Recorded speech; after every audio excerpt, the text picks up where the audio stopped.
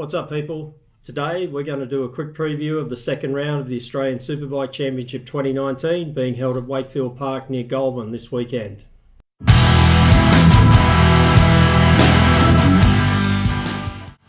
Welcome back to the channel. My name's Andrew Gosling, motorsport photographer. Today we're going to do a quick preview. We're going to have a look at the second round of the Australian Superbike Championship at Wakefield Park this weekend.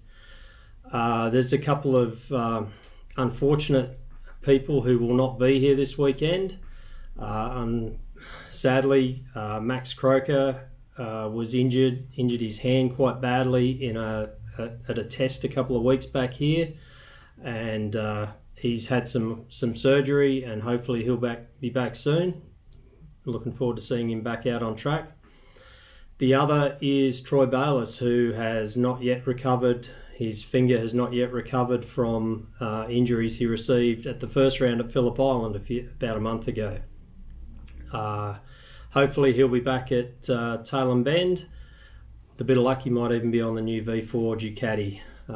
But he's looking good and healthy. He's had some previous plates taken out of his right ankle. So he hopefully should be back fitter and faster. The unfortunate thing is that's basically his championship done. With the championship this close, the fact that he's 3 races in now and hasn't scored any points, and he's not going to score any this weekend, it's going to be race and round wins that he's going to be after from now on, and he's quite capable of doing that when he gets back. Other than that, we're at Wakefield Park, as I've said. It's a totally different track to Phillip Island. It's tight, it's narrow, it's probably not really suited to superbikes at all. They just look big and they're too powerful to be here. But it's what we've got, and it usually produces some good racing. Okay, coming into this weekend, Aidan Wagner leads the championship on 71 points. He had an amazing round at Phillip Island. He came second in the first race and then won the second and third races. He came out with a whole lot to prove, and he did very well at that. Coming to Wakefield Park, totally different circuit, much tighter, much different to the wide sweeping high speed Phillip Island circuit. I'm sure he's raced here, I think, on a 600, maybe in another championship. I'm not sure if he's raced a superbike here. I couldn't be certain on that. But I think he's going to come out. He's still going to want to prove. He's aiming to be on a factory bike next year, and the only way he can get onto that is to be up there every race for the rest of the season. Second in the championship is Crew Halliday. He's on the factory Yamaha. He did quite nicely. He some top 5 results and came away with 55 points. So there's quite a gap. There's 71 to 55 points in the championship so far. Crew's done well here in the past. He's ridden here a lot on both the 600 and on the 1000, so he knows the circuit, and I suspect he'll be certainly in the top 5 this weekend.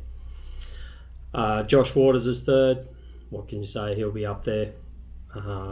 He's consistent, solid. He'll be that, and that's how he's going to build his championship fight.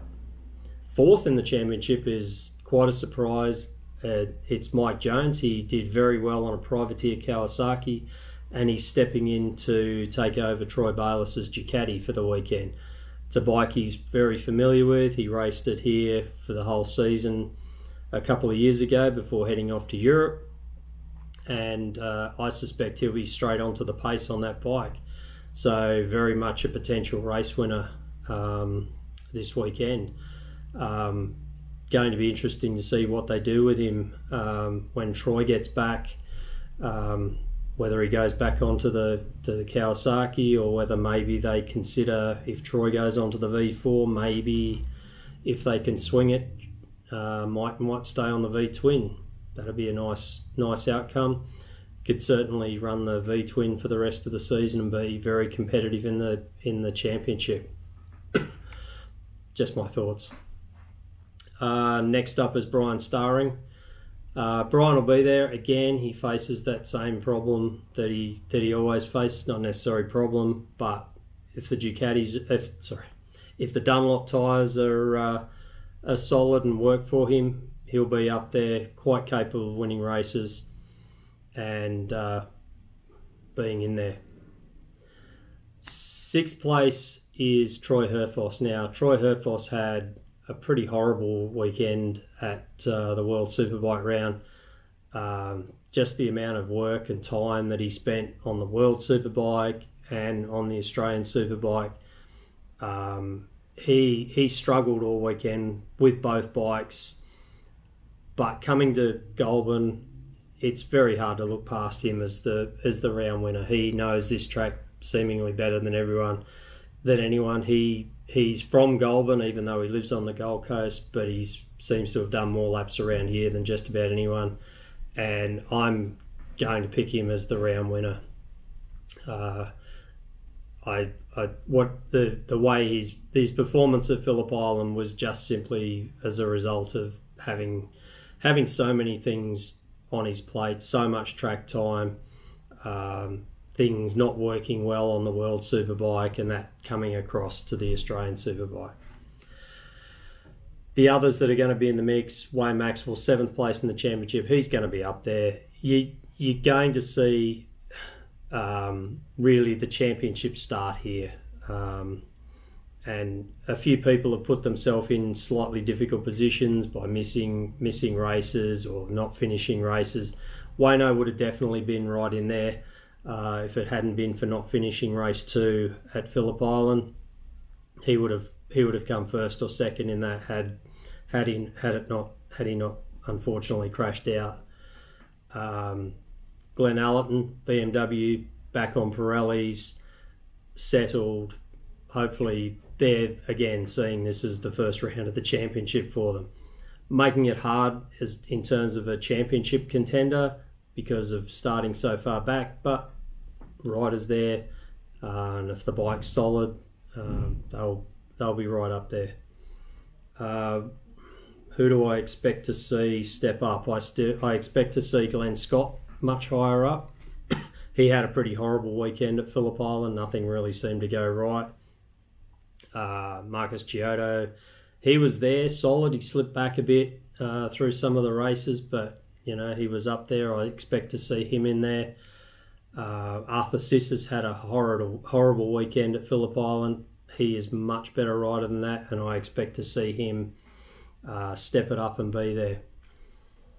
But overall, for the round win, I'm going to go for Troy Herfoss. It's a bit of a soft pick, I think, but I think he will be the one who wins the round at Wakefield this weekend. Tell me what you think. If you like the video, hit like, subscribe, and we'll keep trying to keep